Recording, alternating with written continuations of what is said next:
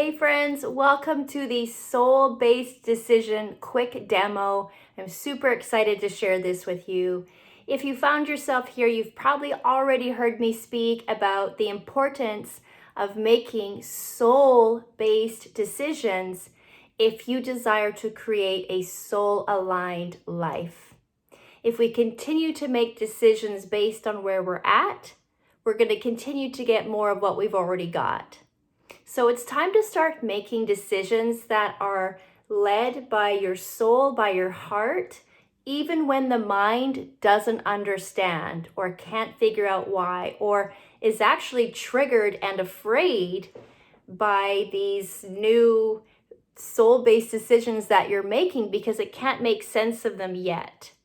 And maybe it's triggering old patterns of scarcity and people-pleasing, self-limiting beliefs, old habits and patterns that are stored up in the head, in the ego, and in the survival mechanism that we have, that we humans have. But if we continue to make our decisions based from this space, we'll never get to the place where we feel soul fulfilled, because in order to do that, we have to make soul-aligned decisions, soul-based decisions, one at a time. Now, you don't have to make 100% of your decisions every day soul-based and soul-aligned, but the more that you do, the more and more you shift your trajectory of your life into one that actually fuels and ignites your soul. So let's get into the exercise right now of how you can start doing this immediately. First, if it's safe for you, if not, press pause and come back to this video when it is. I'd like you to go ahead and close your eyes with me for a moment. What we're going to do is we're going to determine what it feels like in your body, what any sensations are or feelings or movements, anything that you notice when you're experiencing a soul-aligned yes as a response to a choice, or when you're experiencing a soul-aligned no as a response to a choice. So let's start by just taking a quick scan of the body. Just notice how your shoulders feel. You can actually relax and sink down into your chair a little bit further as we go ahead with this. Now, how do the shoulders feel? Taking a scan. Let's start at the top of the head even. Scanning how the head feels, the ears, the mouth, the eyes, the neck and shoulders. Coming down into the chest, the heart. If you're familiar with the chakras, just tuning into these energy centers as well. How do they feel? We're not trying to change anything. We're not trying to fix anything. We're just noticing. We're taking a baseline of how we feel in this neutral moment. Scanning the chest, arms, elbows, wrists, hands, fingers, going down the abdomen, relaxing the stomach, tuning in with how we feel, just taking that baseline, going down into the torso, abdomen, hips, legs, knees, calves, ankles, feet, and toes. Taking that quick body scan just to check in with your baseline of how you're feeling right now. Now, in a moment, keeping the eyes closed and just keeping in your relaxed state, as relaxed as you can be in the space that you're in right now. And I'm going to ask you to ask yourself a question that you already know the answer is yes to. A very simple, basic question you already know the answer is yes to. And once you've asked yourself that question, you're going to immediately do another very quick scan, like almost instantaneous, to notice anything that changes or flickers or shifts, a sensation, a thought, a visual, anything, a feeling in your heart or your stomach. Anything that you notice when you know that the answer to this question is yes. So for example, I might ask myself this question, and I'm going to be silent after so that you can do the same, and then tune in with yourself with that quick scan of what that yes response feels like for you. So I might ask myself, is my name Jennifer? Go ahead.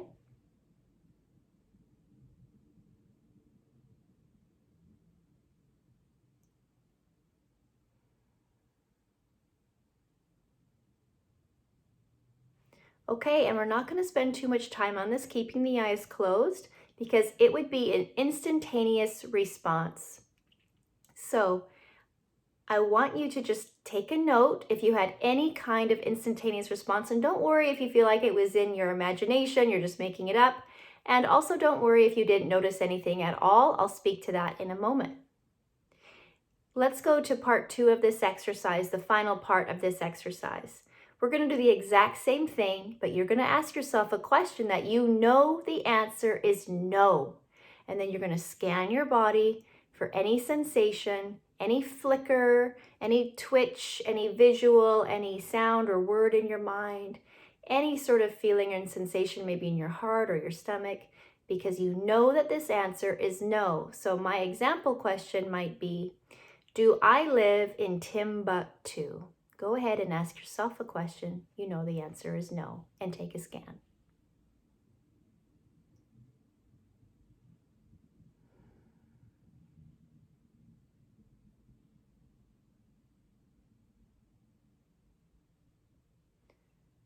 Okay, and just taking a note here of what you sensed, if anything at all. You might have sensed nothing.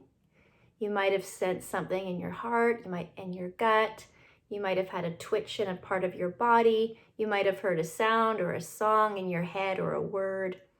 Anything that's different from that first initial baseline that we checked in with a few minutes ago. And when you're ready, opening your eyes. Welcome. So just a quick explanation. This is a way that you can tune in with your body, with your inner compass, with your soul, to start tuning in with things that are actually soul aligned for you below the surface of your brain that very often gets caught up in ego, in lack and scarcity, in worry and old conditioned patterns, maybe people-pleasing patterns, worries about what other people think, worries about failing, all these types of things.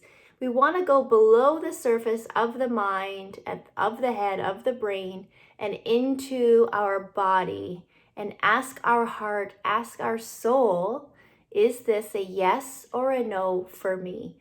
And you can start this with as simple as doing this practice that we just did, practicing it a few more times on your own, especially those of you that didn't feel anything with the yes, because ideally you would feel some sort of sensation or feeling or word or nudge. Sometimes we just bat that away thinking, oh, I just made that up, or oh, that was a fluke, that was a coincidence, that was just my imagination.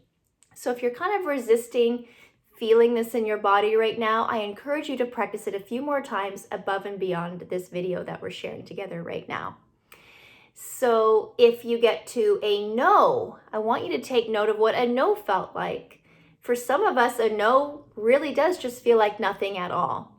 Sometimes it feels like an elevator that instead of going up for a yes, kind of like an elevator going up in our heart for a yes, it starts going down for a no.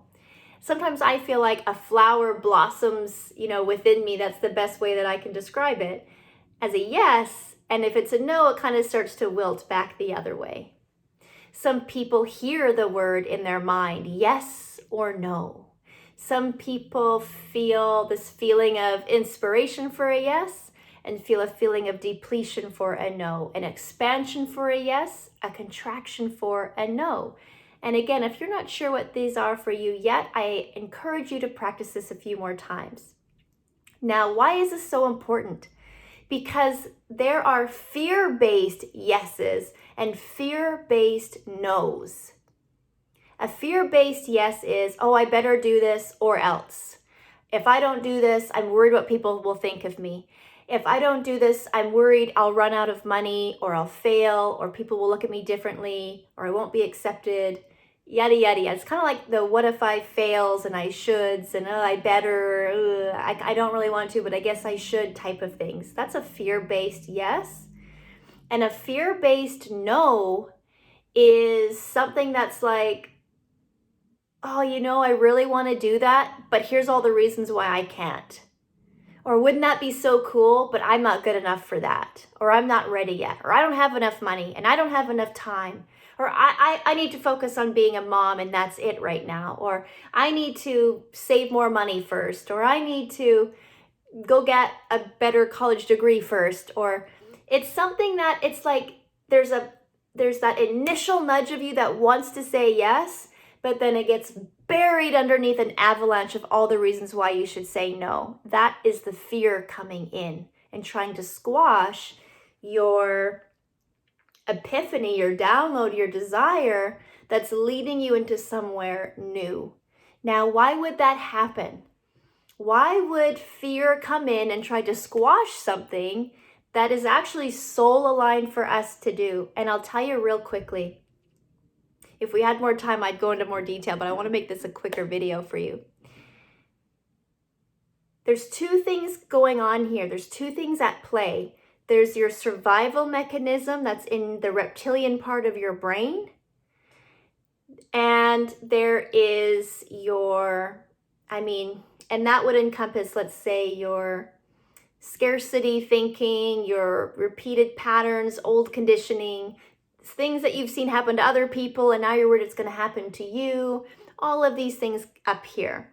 The secondary thing that's happening is your soul is trying to guide you on your most soul-aligned path. It's trying to guide you through desire. It's trying to guide you through breadcrumbs of joy. But where most of us fall short is that we stifle this little spark with the avalanche of fear and scarcity and survival mechanisms going on up here in our brain.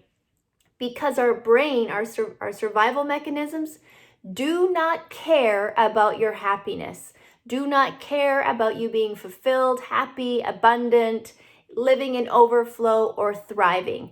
These survival mechanisms that are deep in your brain, in your human existence, serve to keep you alive and keep you alive only. So if you currently have food, water, shelter, and warmth, that's all that it cares about. And it does not want you to jeopardize that by following your heart, by chasing your dreams, by following these breadcrumbs of joy or these nudges of inspiration, because this is guiding you into expansion. This is guiding you into new territory. This is guiding you somewhere new, which rings all the alarm bells and all the triggers for the survival mechanism that just wants you to stay put. Because you have food, water, shelter, and warmth, and that's all that it cares about. So it's going to do a lot of things to convince you, and it is good at its job. It is good at being convincing why you should not follow your heart, should not follow that nudge, should not follow that breadcrumb. Anything that is your worst fear, anything that you're most insecure about, anything that you're most sensitive to, it will use against you to convince you to stay stuck still and small. Now, it doesn't always have this much power over you, but in the beginning, it can feel like it does, especially when there are more important decisions that you're facing. If you're trying to decide if you should have peanut butter on your toast or jam, then it's not as triggering as if you're trying to decide if you should stay in this career or start something new. So different levels of the survival mechanism kicking in based on the level of severity of this option and how it could possibly impact your life. If it's very little impact, then it'll be very little trigger. If it's potential to have great impact, it has potential to have great trigger for you. As you practice making more and more soul-aligned decisions, it actually becomes easier and easier and easier and easier for you. Just like a muscle, you build it, it gets stronger, and making soul-aligned decisions and making more powerful and bigger and more life-impacting soul-aligned decisions gets easier and easier and easier for you. So next time you feel afraid to do something, ask yourself, is this a fear-based no? Or is this a disguised, soul-aligned yes that my fear is trying to bury? And now you know the difference because you know what a soul-aligned yes feels like, and you know what a soul-aligned no feels like. Remember, a soul-aligned no just feels like, you know what? That's not for me. No thanks. Not interested. Like if somebody said, hey, do you want me to put Vegemite on your toast? I don't know if anyone here has tried Vegemite. I tried it when I was on a trip to Australia. Not for me. It's not for me. And it doesn't trigger, all this fear and doubt and insecurity. It's just, hey, I'm not interested. That's a soul-aligned no for me. But if I get triggered into the what ifs and oh no's and, I want to, but maybe I shouldn't, and then that could very well be a fear-based no, which actually is a soul-aligned yes, getting buried by fear. So start practicing making soul-aligned decisions today. Start small. Do I want peanut butter on my toast or jam or both? What feels in my body like a soul-aligned yes? Look in your closet. Look at options for what you want to wear today. Does this feel soul-aligned? Does this feel soul-aligned? Does this feel soul-aligned? And you'll come up, yeah, this is the one. This is the one I want to wear. This one sparks joy, as Marie Kondo would say, the most. And put that on. What lane do you want to be in when you're driving home from work? What checkout do you want to get in when you're paying for your groceries at the grocery store? Start making and practicing making these soul-aligned decisions because it will get easier and easier and easier, and you'll start to make bigger and bigger and bigger and more life-changing, life-impacting, soul-aligned decisions. And your life trajectory will start to change decision by decision by decision. You might not notice it at first. You might not see the differences right away, but over time, just imagine where you could be 6 months from now, 12 months from now, if you start making soul-based decisions today. I love you. Thank you for being here. I hope this was helpful, and I hope we remain connected on your journey to living a life true to yourself.